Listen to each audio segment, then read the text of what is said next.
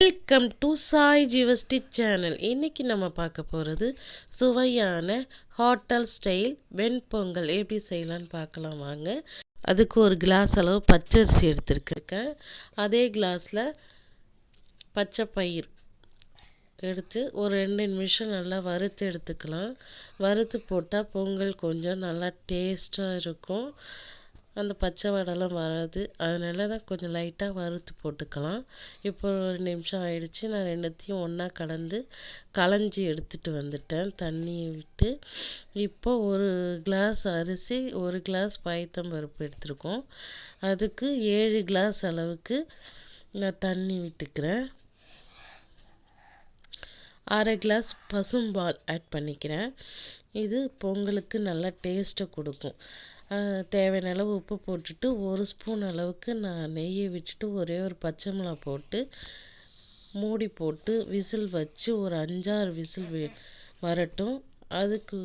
அதுக்கு முன்னாடி நம்ம பொங்கலுக்கு தேவையான சட்னி எப்படி செய்யலான்னு பார்க்கலாம் வாங்க. 3 பச்சை மிளகாய், ஒரு சின்ன துண்டு இஞ்சி, 2 பல் பூண்டு, 2 கைப்பிடி அளவு தேங்காய், திருகின தேங்காய் ஆட் பண்ணிவிட்டு 50 கிராம் பொட்டுக்கடலை அதையும் ஆட் பண்ணி தேவையான அளவு உப்பு போட்டு நம்ம அரைச்சி எடுத்துகிட்டு வந்துடலாம்.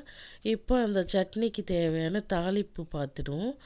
1/2 ஸ்பூன் எண்ணெய் விட்டு 1/2 டீஸ்பூன் கடுகு, 1/2 டீஸ்பூன் உளுந்து போட்டு நல்லா பொரிய விட்டுட்டு ஒரு கொத்து கருவேப்பிலை போட்டு தாளித்து எடுத்துடலாம். இப்போ அந்த சட்னியில் நம்ம ஆட் பண்ணிடலாம்.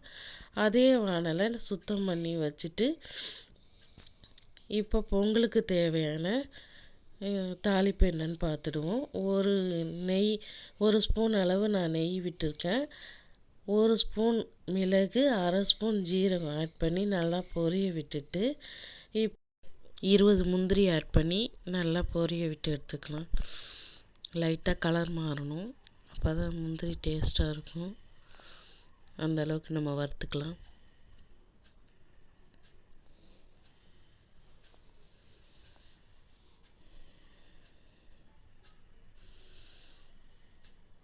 இப்போ பொடி பொடியாக நறுக்கி வச்சுருந்த இஞ்சி ஆட் பண்ணிக்கிறேன்.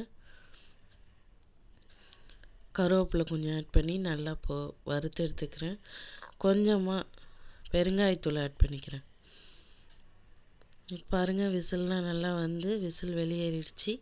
இப்போ நம்ம எடுத்து திறந்து பார்க்க சூப்பரான ஹோட்டல் ஸ்டைல் பொங்கல் ரெடி ஆகிடுச்சு. நம்ம இப்போ வறுத்து வச்சுருந்த அந்த தாளிப்பு அதில் கொட்டி 1 ஸ்பூன் அளவுக்கு நெய்யை விட்டு நல்லா கிளறி விட்டு எடுத்துக்கலாம்.